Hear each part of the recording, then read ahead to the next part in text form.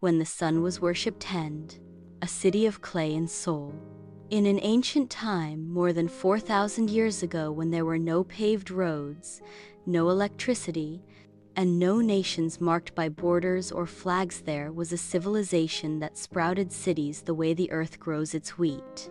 In the deep south of Mesopotamia, the city of Ur was born, one of the first cities ever built by human hands. Ur was surrounded by massive walls made of sun-dried mud bricks, protecting it from the floods of the Euphrates River and from raids by nomadic tribes. There was no cement or iron, just clay baked in the sun and straw woven with the wisdom of generations. The houses were small, tightly packed, with a single door and a flat roof used for sleeping in the summer or for storing dates and salt. Life inside this city was governed by precise rhythms. Everything had its time. Dawn was for the fields, noon for rest, and evening for the temple. At the heart of it all stood the ziggurat, a towering, stepped brick structure dedicated to the worship of the gods. People in Ur did not worship a single god, but a whole pantheon. Every natural force had a deity: Enlil, god of wind; Enki, god of wisdom and water; Inanna, goddess of love, war, and fertility. When the rains failed or the crops withered, the priests would interpret it as divine wrath. In the grand square, communal rituals took place. Animals were sacrificed, incense burned, and chanted poetry echoed through the crowd. Every home had a small statue in the corner, offered water, honey, and wine as a symbol of protection. Man, earth, and sky. The people of Ur were primarily farmers.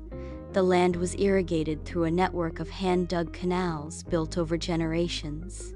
Men and women would rise at dawn carrying hoes, tilling the land and planting wheat, barley, lentils, and onions. There were no machines, only tanned hands and brows sweating under the sun.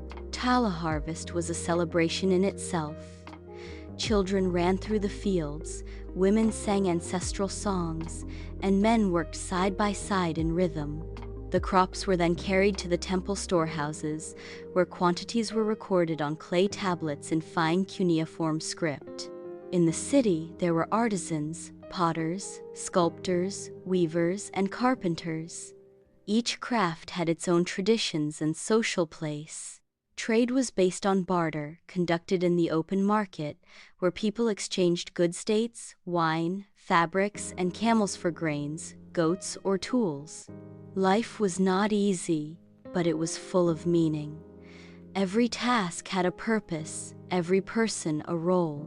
There was no sense of emptiness, no need for digital entertainment. Evenings were spent to the sound of the flute and drum, around a fire where families and neighbors gathered. Power, justice, and writing.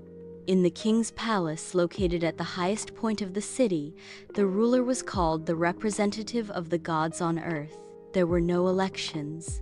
Legitimacy came from the temples and from the king's ability to bring rain and win wars. The king did not rule alone. He was surrounded by the council of scribes, priests of interpretation, and war commanders. In court, the judge read laws from famous tablets, including the Code of Ur-Nammu and later the Code of Hammurabi, which declared, "An eye for an eye, a tooth for a tooth." Writing was one of the civilization's greatest inventions. The Sumerians created cuneiform, the world's first true writing system. The letters were not like ours. They were tiny wedge-shaped marks inscribed into clay with a sharp tool called a reed stylus. The scribe was part of the elite. Educated in the temple school, he was trained to write contracts, prayers, agricultural records, and myths. Some of the recovered tablets include love poems. Others capture humorous dialogues between student and teacher. Then and now, looking back at that ancient life, we may see it as hard, primitive, or limited. But it was coherent, interconnected, and deeply attuned to nature and spirit. Today, we live in a world that looks nothing like Ur. We sleep in towers of glass and concrete, light our nights with electricity, eat what we don't grow, and talk to strangers through screens. In Ur, the neighbor knew the neighbor. Guests were fed before being questioned. Today, we lock our doors and install security cameras. In Ur, people watched the sky to understand the future. Today, we watch algorithms. They read the clay, we read data.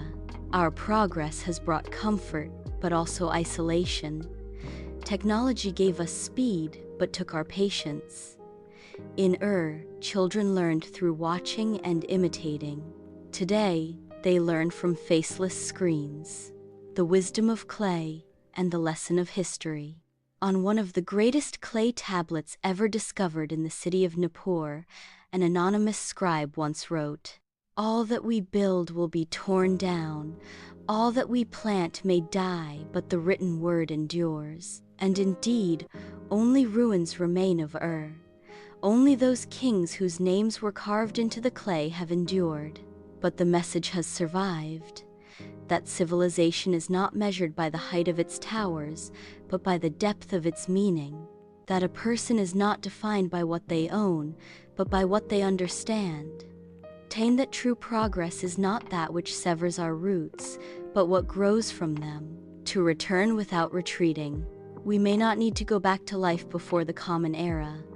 No one wants to farm daily without medicine or running water. But perhaps, amid the noise of modern life, we need to remember how Ur built its world, through simplicity, order, and the connection between sky and soil.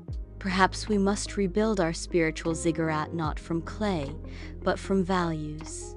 To restore sacredness to silence, meaning to relationships, and respect to the earth.